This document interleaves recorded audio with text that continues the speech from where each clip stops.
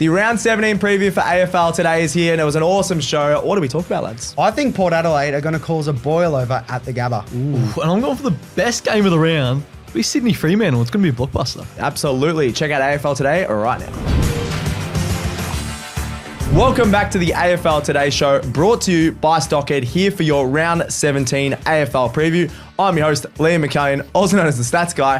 Whoa, the couches aura farming. They're dancing away like the guy on the boat. We got Liam Mullaly and Marcus Bazzano on the couch. How you going, lads? Yeah, we're going good. I think we're just both into some Indonesian boat racing at the moment, isn't that right? We're loving it. This is good. But we're here to talk bobsled AFL. team. We're not previewing the next slot of Indonesian boat racing, are we? We're previewing the AFL and what a round it's going to be. Yeah, boat racing today hasn't quite kicked off yet, but next season I think. Which boat? North Melbourne or Western Bulldogs? Which boat are we fancying? What? Oh my God. Okay. That absolutely fell flat. This is going to be another awesome show. Do not mind the lads on the couch over there. We're going to dive into all the matchups, tips, stats, debates, locks, and big calls. Make sure you subscribe to our YouTube channel, AFL Today Show. Hit the notifications bell. It goes a long way. Follow AFL Today across X, Facebook, Instagram, TikTok. On Facebook, it's actually Aussie Rules Today. We've actually got the Yenar Beers social post as well, Leo. We're going to cover Jay Clark, Herald Sun, the head writer, his top 50 players. I'm going to just debate that a little bit because a few people are like, oh, I don't know about that. Yeah, we're going to just see where he's placed people. Are they too high or are they too low? Yeah, so that'd be good fun. So check that out on AFL Today AU. And of course, get this podcast wherever you get your podcast platforms. All right, around 17 previews. Let's get into it, lads. Thursday night footy. I can't believe North Melbourne. My North Melbourne are on Thursday night. North Melbourne versus the Western Bulldogs, 7:30 at Marvel Stadium. It's actually North's 100th anniversary game, Leo. Well, you took the words right out of my mouth. It is. There'll be past legends there. Dennis Pagan, I think, is going to address the playing group before they go out. So it's just simple for mine. North have to perform in this one. They have nothing of what we saw last week, none of this lackluster effort. They have to rock up and be in this game for most of it. But unfortunately, they've lost their last 8 against the Dogs with an average margin of 53 points. So that doesn't bode too well in this 100th year anniversary. But lads, I want to throw a question out to you guys. How can they stop Sam Darcy and this awesome Dogs forward line? Pink. No, he was bad last week. Obviously, I think he's had a good run, but I don't think there's anyone from North that can stop Sam Darcy. I don't think there's anyone in the league that can stop Sam Darcy. Really? Well, you saw North struggle with the tall forwards of Gunston and Scholl kicking career high hauls, both of them, last week. And Norton and Darcy are off the back of kicking 6 between them and kicking them from everywhere. They look like they're hidden form. So, look, it's going to be a tough ask to stop any of them. I don't know if they can. Yeah. And who plays on Riley West? Because both McDonald and Archer are tests this week. If you need to get up, who's the matchup for West? You're going to put Caleb Daniel on? I'd definitely rather Archer than anyone else. But if he's a test and doesn't play, I genuinely don't have an answer. That is really worrying as a North fan. Well, one thing Clarko did say in his press conference was about the importance of stopping the Dogs midfielders in order to stop that forward line. So we talk about, look, I don't think anyone can really stop Darcy, like you said, Stats Guy. But if you can stop the midfield kicking it to him, put pressure on, I think that's one way to go about it. Like we did mention a few weeks ago that the Dogs have 3 players inside the top 10 in the competition for score involvements, all midfielders. It's crucial to stop that in order to stop their scoring. Yeah, and the fact that they could rest Libba at halfback a few games and still dominate in the midfield, unbelievable. Their midfield's unbelievable. Yep. Speaking of Libba, it's his 250 boys. Good on him. The Dim Sim King. Yeah, going to another one of his pubs. Yeah, we should go after to celebrate. Yeah, Mona Castle. Yeah, they were beautiful. They were. Shout out Mona Castle. # not a sponsor, but what a player and what a character he's been over the journey in that Dogs midfield, and I think he's set to have a huge say in this game of football against some strong contested plays. But last week, North Melbourne, they're good at winning the ball, I think, North. But last week, we didn't see that, and they only laid 40 tackles. And we know how quick Libba is with his hands. Sometimes there's a few questionable throws, but he's that good that the umpire doesn't even see it. He's so quick. So quick with it. So if North are going to bring that level of pressure they brought last week, I think Libba's going to have a massive say in the game, and I think it's going to be an ugly night for North Melbourne. Yeah, no, that's a very good call by you. Yeah, liver could absolutely tear us apart. Let's get into the tips and margins for this one. Thursday night footy. I'll be there. I feel like you'll be there as well. I'm there, yep. What are you going to go in this one? Because this could be a bloodbath. I did not like what I saw last week from North, and off a 5-day break, I think Dogs smoke them. I think it's going to be 72 points. Unfortunately. Not in the 100th game. You can't be doing it to us. You're going to have your pants pulled down. Oh, no good. Marcus? I'm going to go Dogs by 10 goals. Yeah. 10 goals. I'll just say in the middle, 60 points. I really want to go to a Thursday night footy game and just see my. Did you say 10 goals? He said 10 well, I'll say 60 points. It just makes more sense in my own. Meet in the middle, yeah. We just want to agree on things. That's all right. Anyway, I think, the Dogs get a big win there. Absolutely flying. All right, Friday night footy, the big one, the big old rivalry of Carlton versus Collingwood at the MCG, 7:20. Now, this is, massive rivalry, Marcus, but what's going to happen here? It is. They're two of the fiercest rivals in the competition, but they're both on opposite trajectories. Yes. Obviously, Collingwood flying at the moment and Carlton not so much. But we'll kick off with Carlton. And look, it's not looking pretty to start off. Their presence in the forward line has been severely lacking, especially without Mackay. No Mackay up there, and Curnow just not really in form. He's kicked 1 goal in his last 3 games. His last 2, I believe, have been goalless. So that's also included West Coast and North in those 3 games, has it not? Or was West Coast the game before? No, West Coast was the game before. Still, he's been struggling. It's not by his standard. No. Yeah, no, it was 1. He kicked 1 against West Coast because he went off injured at half time. That's remember? right. That's right. And he kicked 2 against the Bombers the week prior.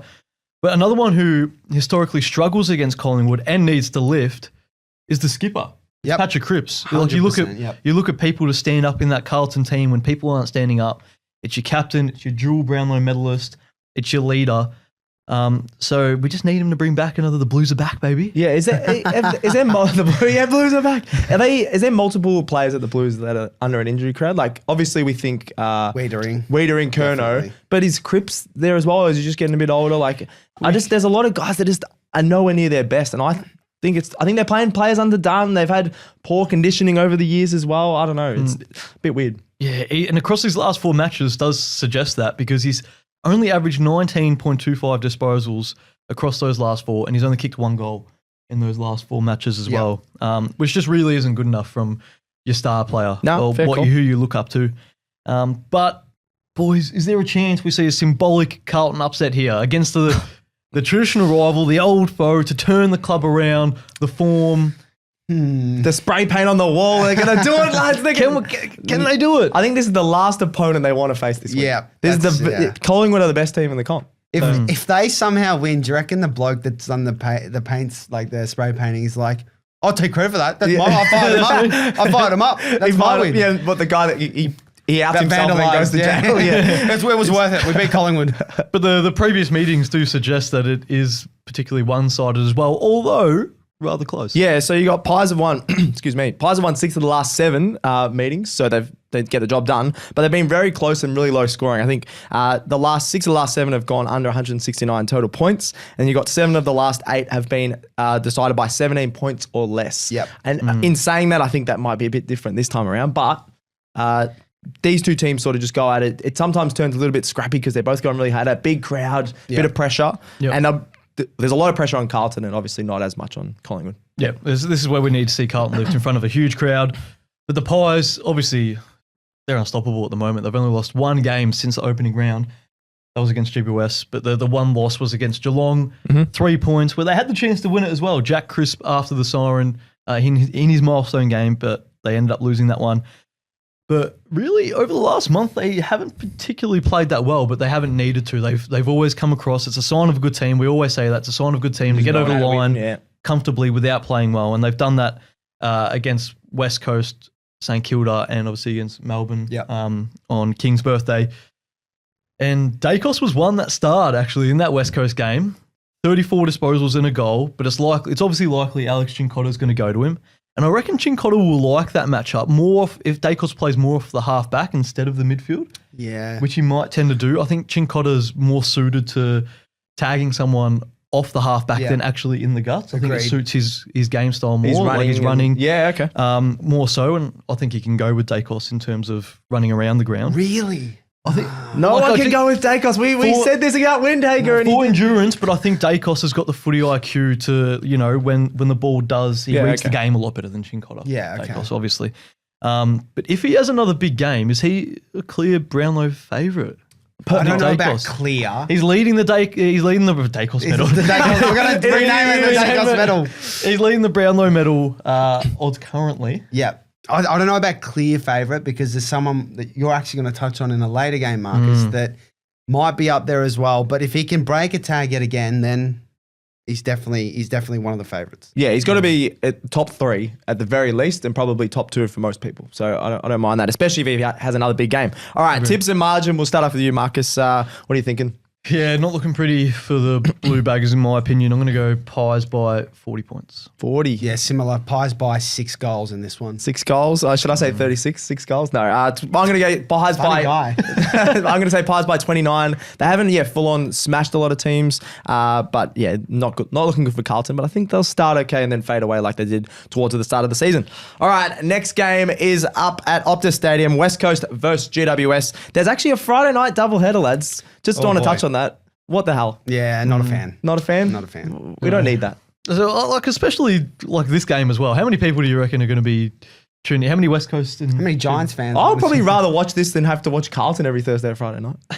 That's actually not a bad call, Just personally, yeah. If West Coast make a game of it. His club North Melbourne on the Thursday night. Hell yeah, we Let's got the blockbusters West Coast and North Melbourne. Bring them every Thursday, Friday night instead of Carlton. I'm going to do a petition. We're a North Carlton Wednesday night fixture. Okay. Get it on a Monday. Okay, calm down. Let's get into the game. West Coast versus GWS, 8:20 at Optus Stadium.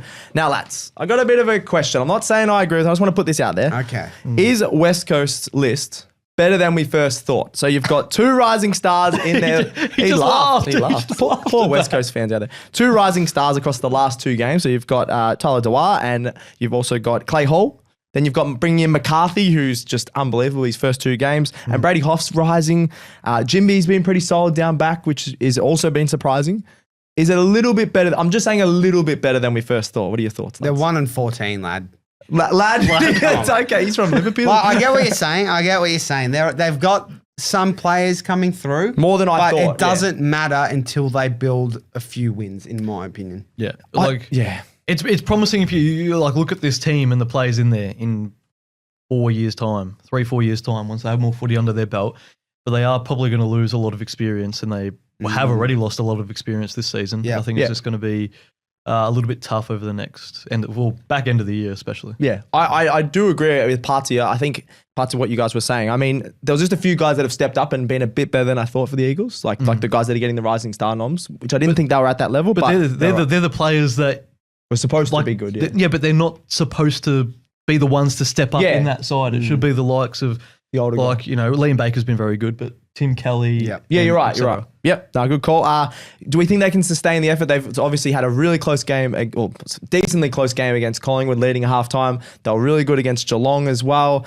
But is that the best they can do? Can they push for a win in some of these type of games, or is it just no chance? I think they can push for a win and sustain the effort, but I just don't think they can win yet. Yeah, I believe they still play North Melbourne again. Am I wrong? Yes. And they also play Richmond as well, I'm pretty sure, and that's at home. So if they play like they have been playing, they could grab a win or 2 coming into the season. And a positive one for the Eagles is Eagles have won 4 of the last 5 meetings in Perth against the Giants, which is a bit of a surprising one. Then looking on the Giants side, the Giants forwards, they look set to feast here. Jesse Hogan kicked 9 goals earlier this season against them, and they average 126 points in their last 3 wins against the Eagles. So once they fire, the Giants are going to just be absolutely rolling through that forward line. You've also got Jake Stringer, the package. When he came on as the sub the other week, he kicked 2 crazy goals. I'm thinking, what the hell? How did he do that? And I just want to throw something to you. He's playing very similar to Luke Bruce from Hawks when he was the sub last year. Yep. He was probably the best sub we've seen almost ever. He just kept coming on, kicking a couple of goals. I'd personally say that. Do you think Jake Stringer should just stay as the sub for GWS? And then, what do you guys think? I think he's the perfect sub option. Coming on, he typically can fade in and out of games. So if he comes on as that impact player, that's what we know him as. So go for it. Go for it. Yeah, why not? I think so. He might be able to he's getting to that age now where he might not run out the games as well. As you know, coming off the bench, so his X factor might not shine as brightly. But we saw it worked 2 weeks ago. So yeah, even if they again. use him maybe some games and then some games at the sub, I think it's a good balance for him. Why not? The Giants as well, I just want to touch on this, have the least percentage of anyone in the top 9. It's actually by a fair bit. They need a big win here, I think, to have a crucial final spot, like a decent final spot, not just the 8th. Like if they want to push up to 6 and stuff, they really need to have a big win here. So I'm going to go Giants by 40. I think they're going to stamp their authority. You're going to have Jesse Hogan kicking a lot of goals. I reckon even Callum Brown might kick a few goals. He's been pretty solid. So I'm going to go Giants by 40. What are you thinking, Leo? Yeah, I think Giants by, we'll say 27 points. Eagles, I think, can be in this game, but that forward line for GWS, as you touched on, Stats Guy, that will dominate. Yes. yeah, I think the Eagles can hold their own, but still it's going to be 34 points. 34. I don't know. I think that's a bit unders, lads.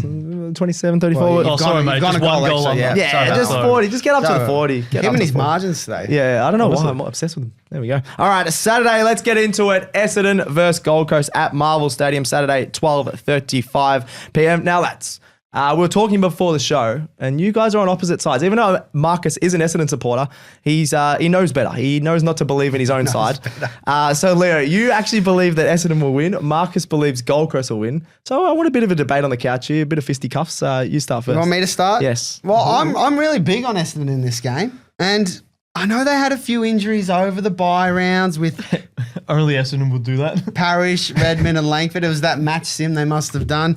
But Reid and Ridley are tests for this one. So you think if they come back, it just shores up that back line. It handles the matchup of Ben King and Ben Long and can just reduce the Suns scoring to some capacity.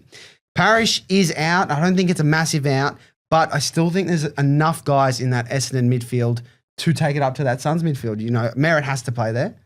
You got Caldwell. You got Durham coming back. You got Setterfield, Nick Martin. These guys can definitely match them on the inside. And I just think the Suns in recent weeks, they haven't lost these games, but they've allowed a few comebacks, like the Dogs in Darwin, Hawks in Darwin. Melbourne. Oh, sorry, yeah. Premiership contenders, Dogs and Hawks. In Darwin, where they should be No, winning I a bit know more what you're saying. convincingly. GWS, when they actually lost that game, and the Ds last week, the Ds came back from 37-1. So they leave the door ajar, and I just think Essendon can win it. He's actually got a good argument. I'm not going to agree with you, but you've actually put a good argument on the table there. So Marcus is fair. going to dish up some vomit. Here we go. Marcus, what do you think about the Gold Coast? It's more about Essendon. He started well. It's more about. He started really good. Hey, let him speak. sorry, Order in the sorry. court. Order in the court. It's more about Essendon's inability to kick a winning score, in my opinion. Okay. I think it's not going to work. And look, Essendon haven't been able to kick a winning score You said that the already. majority of the so far this season. But I'm giving you a stat. They've scored more than 80 points just once in their last 10 matches, and that was 81 points. And I think the Gold Coast, with that forward line, they can definitely eclipse that. You're looking both. You talked about Reid and Ridley coming back in. They're both coming back in off weeks off the sidelines. Yeah, that's true. And Ridley's very injury prone. Reid's also very injury prone. And I think they just got the forwards to kick goals, especially from midfield. I think that's something that they've good improved point. on this season. Oh, massively, yeah. They've excelled at that this season, Gold Coast, whereas Essendon, it's been a struggle for years. Yep. Getting goals from midfield. We always talked about Zach Merritt's a great player, but if he could just add an extra few goals to his game, Yep. he's kicked goal. Last year he did, yeah. Started this year, And and, started then this they year. moved Two him and half back. He kicked 2 and 4, and then another bag of 2. Well, I'll say bag, but For a he's kicked- midfielder, yeah. That's it. That's always kicked the season. So only goals in 3 games, and you look, Caldwell needs to step up with that. Similarly, Durham. Martin's been chipping in as well, which has been nice to see, but I think Gold Coast have been excellent on that front. And also, I think coming off the bye, you never know, like the young baby Bombers, they might not be like fit enough and G'd up enough to get up for this game after having a week off, going on holiday, whereas Gold Coast, obviously, they're in the footy mode. Yeah, fair. Footy mood. They could be a chance of playing finals. They've got more to play for. That's what I'm saying. That's They definitely more do. than the Bombers. Alright. And obviously, the big one will be haunted by the Mac Andrew goal after the siren Oh, no. last year. So To be fair, Mac Andrew didn't he allow Jake Malcolm to kick 5 goals, 6 on him last week? So did. he's a bit rattled. Nate So- Caddy. Yes.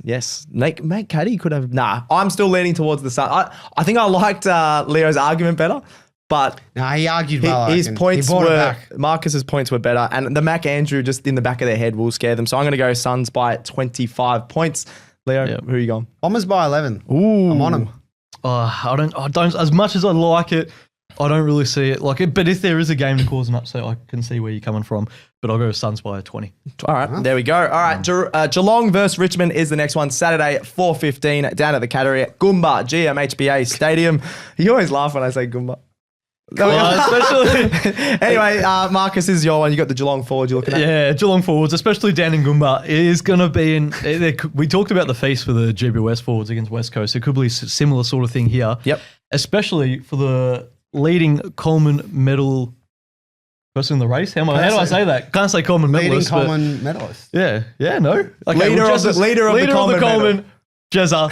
I think he could have a huge game here, but I'm not really looking at Jezza so much. I'm more looking at the other forwards for Geelong. In particular, we talked about it. Ollie Henry, we talked about him so far earlier in the season. He does need to step up, find some form. He's been sub a little bit as well. He has. It's a weird sub. You don't put big talls as your sub. That's not just, a tall though. He's mid-size. Yeah, but he's taller than a mid-size. You say Jamie Elliott to mid-size. Surely Ollie Henry's a bit Elliott plays taller for his height. Okay. But we talk about Ollie Henry. He's only had multiple goals in 3 of his 13 games so far this season. Yeah, not good which enough. really just isn't good enough. No. His average goals per game is almost as low as his debut season. So, look, maybe a bit rough, but we brought up the Coleman medal. Now let's bring up the Brownlow medal. We brought up Daicos before. It's only fair that we talk about Baz. Yep. First, I'm going to ask the question, where do you see him in the Brownlow medal? And also, is he surely the best trade so far that we've seen come from the off season? I think he's in the thick of the Brownlow medal race at the moment. KSI. In the thick of it. We've had a shocker this episode. But he's definitely in the Brownlow race, and I think he'll have a big game against Richmond, which will give him the 3 votes. So he's definitely right there with Nick, and based off that, he's the best recruit this season. He definitely is the best recruit this season. He didn't even play. It's a boring answer. He didn't even play the past season. And he's just dominated. I think he is the Brownlow favourite right now. He's been awesome. The only thing that is a bit different to Daicos, Collingwood has a bit of a more widespread on vote getters, whereas you got Holmes that will get a lot of votes as well this year. So that's the only thing. Okay. But I'm still leaning towards Baz. Collingwood have won quite a few more games as well, which probably feeds in Daicos' favour. 3 more. Well, 3 more. They're 10 points clear of Brisbane in second, aren't they? So yep. But now we'll move on to Richmond, and we're not going to start off with great news, obviously. Tom Lynch, for his brain fade, what was he doing? He gets suspended for 5 matches, rightfully so. And Richmond, their scoring is a big issue, especially with Tom Lynch out. Yeah. He didn't have a great game last week against Adelaide, but still, he's a presence there, he's a factor. He's one that normally kicks 2 or 3. But Richmond have only averaged 56.2 points across their last 5 and just 48 points across their last 3. So this could spell a bit of danger here. So hitting the scoreboard is the big worry. It's just you don't want to get blown out and concede too high of a score and let yourself down, particularly after a good first half of the year, which is why we've already given them the pass mark. We have. After that first half of the season. They've won more games than many expected them to. But are we worried about what can happen now and into the back half of the season? Has the young flair, has it worn off? Has the gloss gone? Little in-betweeners reference. Are your legs tired? Are their legs tired? They need a quick massage. Quick massage before next game. I think the gloss has worn off. We've seen the last 2 weeks against Adelaide and the Dogs, they've been smacked.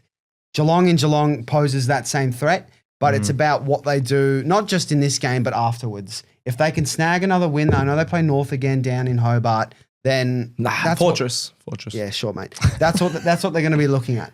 I think so. And Geelong typically bounce back after not getting a win at home, don't they, Liam? Yeah, so you got Geelong have won their last 16 matches at home after 16 matches after a home loss. So they just bounce back. They know how to bounce back. They're a professional outfit, especially after losing to Brisbane. They would have hated that loss. So anyway, let's get into the tips and margin of this one. I'm guessing we're all going the Cats.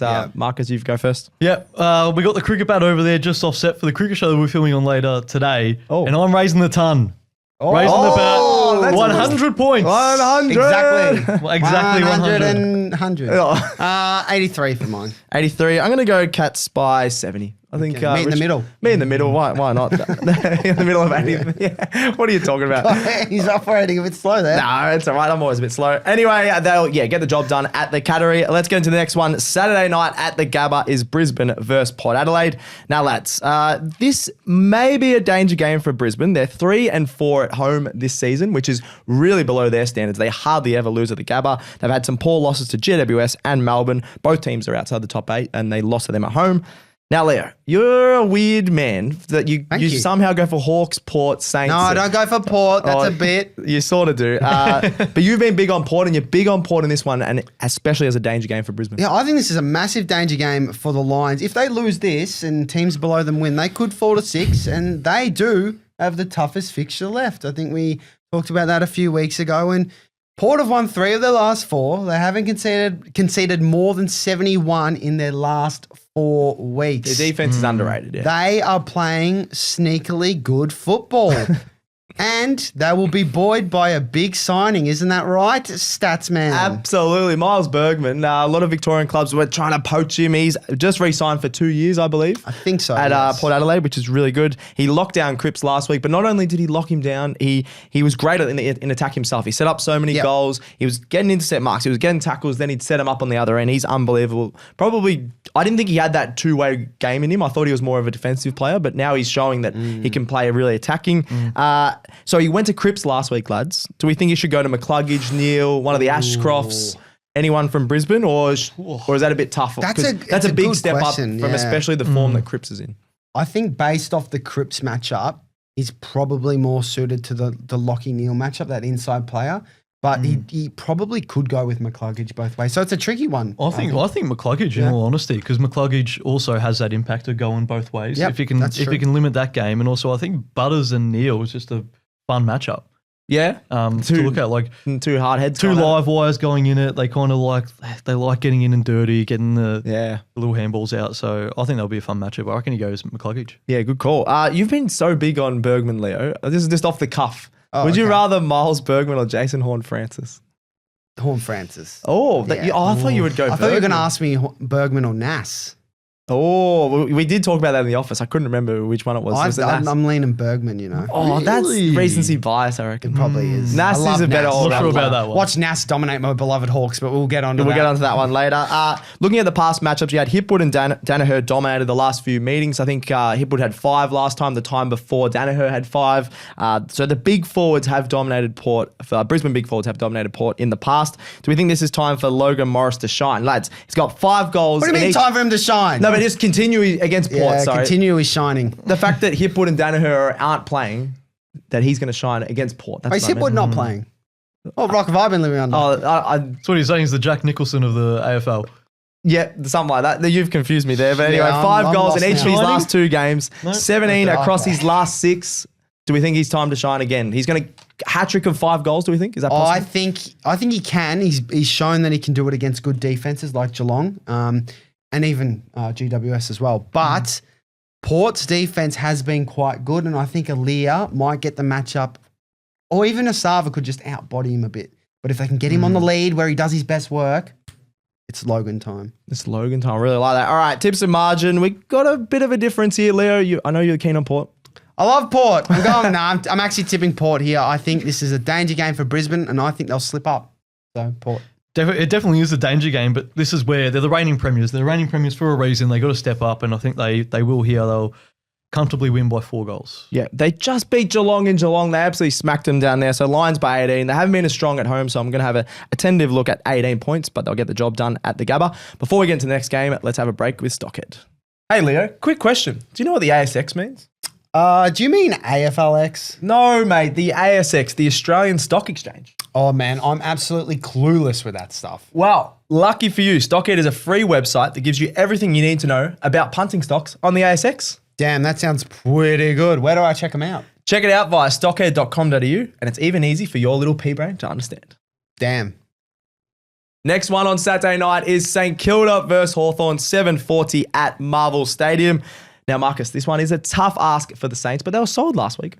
They were, but it is a tough ask. Yeah. I mean, they're travelling back from Perth. They were workmanlike against Fremantle, and it was a late game.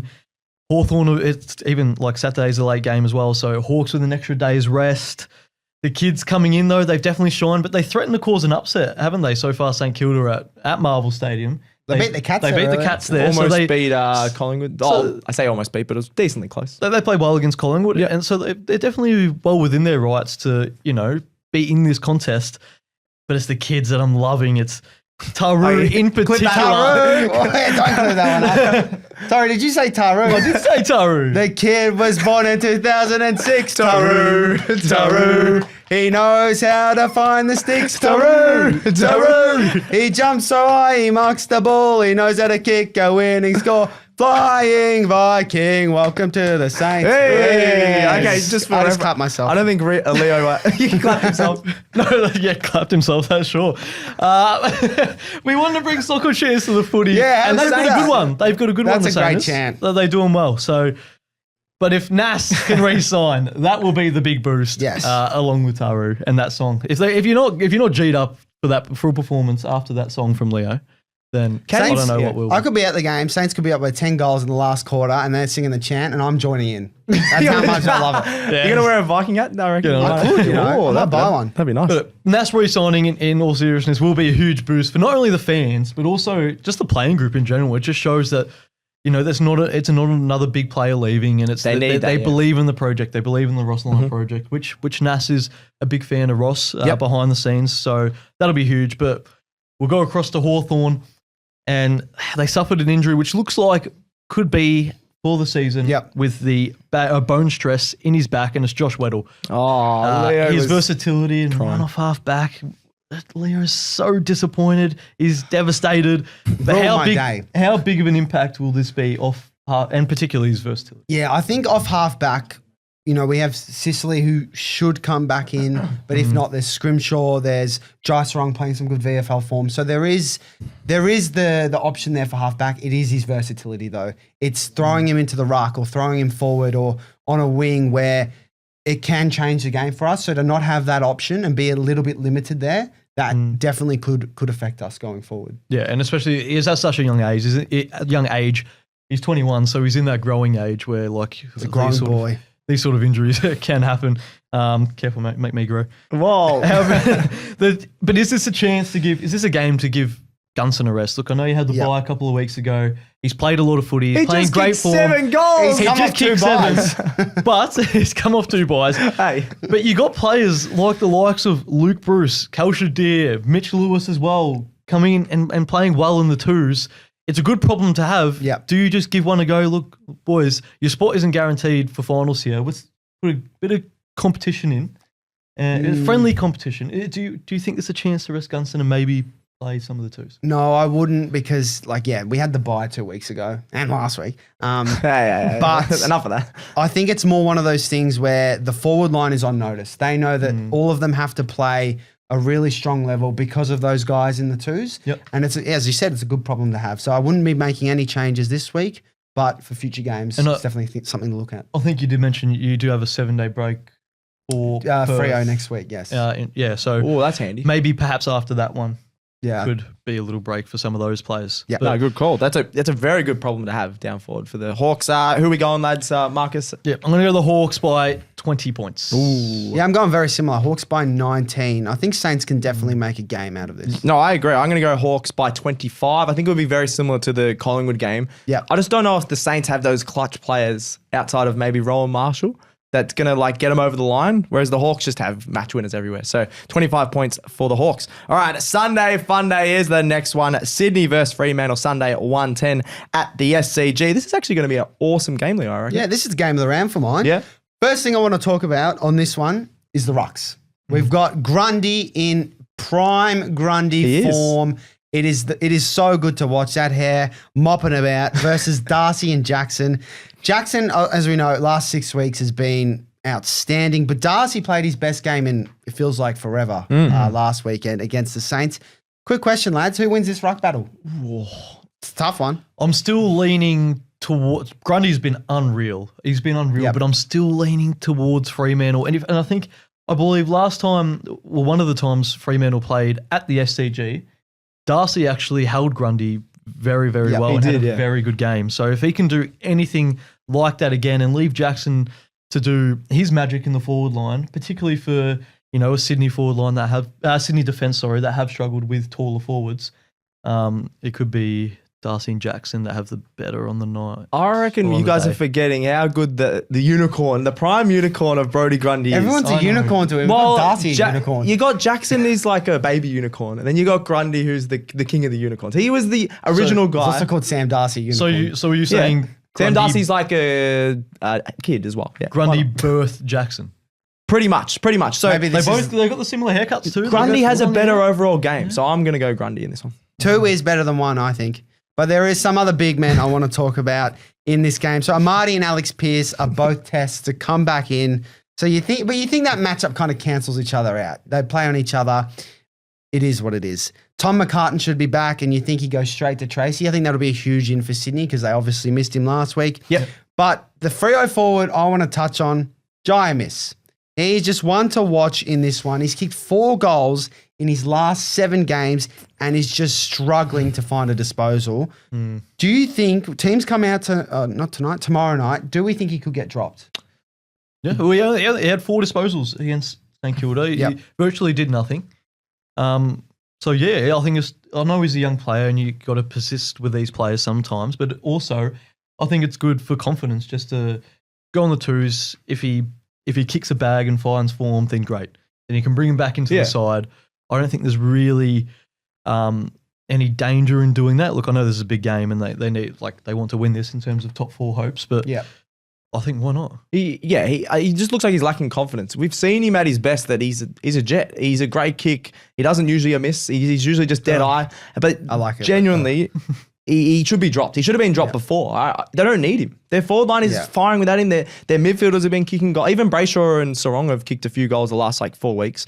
They don't really need him, even though I think he's going to still be a decent player. Just get him some confidence in the twos and then get him back. Especially with Darcy back and Jackson playing more time up forward. Yeah, he's kicking enough goals. Voss and Tracy. Yeah, you've got the as options there. Oh, how good's Voss? I love what do they call him? The prancing pony? The prancing pony. Yeah, I love watching him. Chesties, fisties, armies. I love a bit of Patrick Voss. The last point though on this game, and I think we have to touch on it, is the midfield battle. So for Sydney, you've got the sort of attacking midfielders of Heaney, Warner and Errol. And then on the flip side, for Freo, you've got Sarong and Brayshaw who are more defensively minded. They can attack, they've hit the scoreboard, but they are more defensively minded. But what I will say is the Swans, they have a tagger up their sleeve by the name of James Jordan. Where do we think he goes in this one? Does he go to Sarong? Does he go to Brayshaw? Or is there someone like a Jordan Clark that he goes to? Oh, that's a good question. I think you still stick to one of the midfielders. Okay. Because you look at when that last quarter came around, Brayshaw and Sarong against St Kilda, they didn't have a great first 3 quarters, but it was in the last quarter when they had 8 and 7 disposals, something like that. Yeah. That's what changed the game for Fremantle, brought him back into the game, and then the tall forwards did the rest. So I think you still go to one of those. If I had to pick one, I would probably go to Sarong. Okay. More damaging. Probably more damaging. But even I want to see someone on Liam Ryan. Luke Ryan, sorry. Luke Ryan. He's been pretty mid this year. Do you think James Jordan to Luke Ryan potentially? No, I'd still put him to Brayshaw, but perhaps one of the forwards could do a negating role. I'd put him to Clark personally. Clark just got so many intercept marks. He sets up. He's like what Luke Ryan was, sort of set up a lot of the play. He gets so much of the ball and he's so damaging. He goes long. He gets a lot of intercept marks right at the top of the forward 50 as well. He's very quick as well. Even if you're on him, he's not going to take as many marks. So I'd be going to Clark. See, I see your point, but I just think Jordan might not have the acceleration to stick with Jordan. Ooh, yeah, that's not because he's one of the fastest players. I see both your arguments, and I think he goes to Brayshaw. Okay. But yeah, I think Sydney win this one. Yeah, what do you reckon your margin is here? I'll go 2 goals at home. 2 goals. It should be pretty close, I reckon. Marcus? I think Sydney also get the job done. I think their impressed players coming back. I'm going to go 4 goals. Yeah, I just want them to kick straight. Kick your set shot straight and they should get the job done. Swans by 6 points. I think this should be an absolute cracker. All right, we're into the final game of the round. Adelaide versus Melbourne, Sunday, 3:15 at the Adelaide Oval. Now, lads, the Demons actually have a great record against the Crows. I said this exact thing about the Demons against Gold Coast and then they lost, but I'm going to say it again. Demons have won 4 of the last 5 against them at the Adelaide Oval. which really surprised me because they were smashed by the Bombers there in Gather Round. That feels like so long ago. How did the Bombers smash them in Gather Round? That was 39 points, and it would have been a lot more. Melbourne kicked a lot of junk time goals, I'm pretty sure, from memory, if you guys remember that. I have no idea, mate. Oh, I know Jai Menzies kicked 4. You were on the hill, probably. You were on the hill. We kicked a lot of junk. We kicked like 2 or 3 goals in the last minute. So you were make wrong. it to that's all right. That's all right. We've also got Lever. Do we think he comes back in because he was dropped? I think you have to. The Suns kicked a lot of goals on him. They said they proved that they need another defender down there. So what do we think about Lever? Yeah, you got to pull the lever, Simon. Get him in. Oh my God. I like that. Thank you. What, you like that you. one? I like it. Oh my God. And I like you. Oh, thanks, mate. We've also got the Demons have conceded 91 plus points in 3 of the last 4 weeks. And I'm just going to put a sneaky shout out to Stephen May. Sneaky shout out. To Stephen I think May. you're putting a hit out on him. Yeah, or a hit out. I'm good. He's a big man. The literal shouting at him. Yeah, little Stephen May. Now, the form of Stephen May has really not helped them at all. He's conceded 3 goals to Ben King last week. You've got George Artis kicked 7 goals, 4 on him. McStay kicked 2. He doesn't kick many goals, McStay. Logan Morris kicked 3. And even Tom Lynch, who had 2 disposals last week, kicked 3 goals, 3 on him. Yep. Which Crow do you think can go big here on Stephen May? Because I just don't trust him in the defence at all anymore. He used to be a star, but not anymore. I think he's going with Thilthorpe. So I think agreed. Thilthorpe's the man. That beard. How good is that beard? Are you trying to grow through a beard, or is it just going to stay like that? I can't be that good. Oh, Yeah, I agree. I think Thilthorpe's a matchup, but who knows? It might be one of the other ones that get off the chain because they're so big in size compared to some of the others. Yep. But Thilthorpe and May, I want to see a little bit of fisticuffs. Why not? Yeah. who are Why you not? taking actually? Because big bulls. Thriller is bigger, but I think Stephen May loves a fight. Yeah, he's got more experience, Stephen May. Stephen May's and the on bulldog. Chacon, yeah. And what animal are we comparing Thilthorpe to? A bear. Thilthorpe, A bear. crow.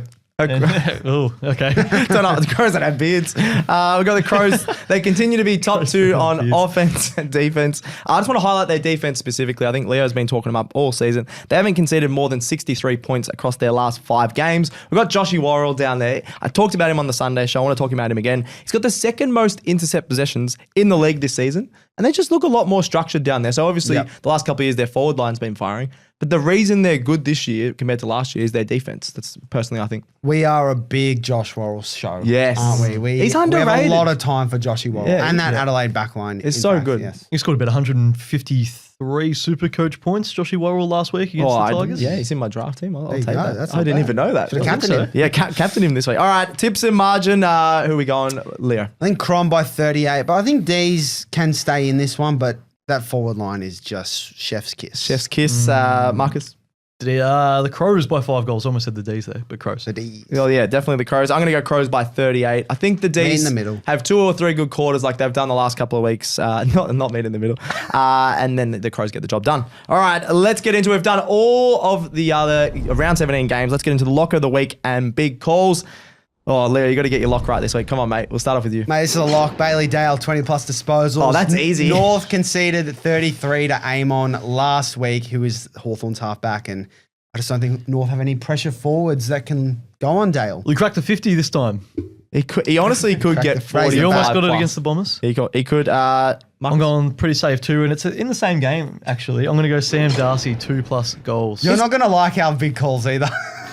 Do you guys just going against North? Honestly, fair. Yeah. It's the easiest matchup of the week. Yeah, I'm going to go for my lock, Collingwood to beat Carlton. I love that lock. Just That is Carlton a great losing lock. is a lock. I'm sorry, Carlton fans. And they've won 6 of the last 7, the Pies. So I go can't back see on. Carlton winning this game. That's probably Even if the it's best lock all close, year. I just cannot see them winning. Yep, No. agreed. So that's my lock.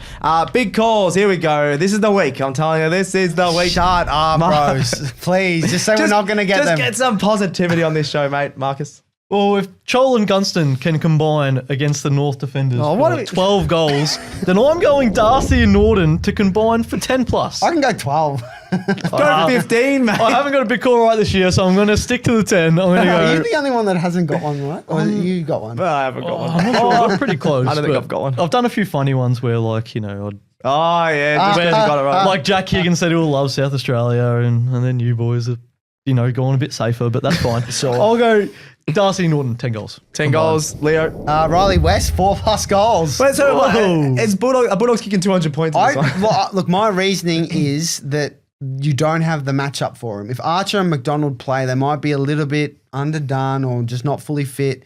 West can exploit that. And if they don't play, then Who's playing on him? McKercher, Caleb Daniel, Zach Fisher. You're right. So you're actually right. Not in terms of like McKercher's a good player, but none of those players are defensive minded at all. So I agree. We might have to bring in someone from the twos. I got no idea who. We might have to bring in a player. Yeah, like a defender. We don't do that very often. I'm going to go as my big call. Ben Long, 4+ goals and 6+ marks against Essendon. I asked for the 4+ goals, but you wanted a few marks in there, Leo.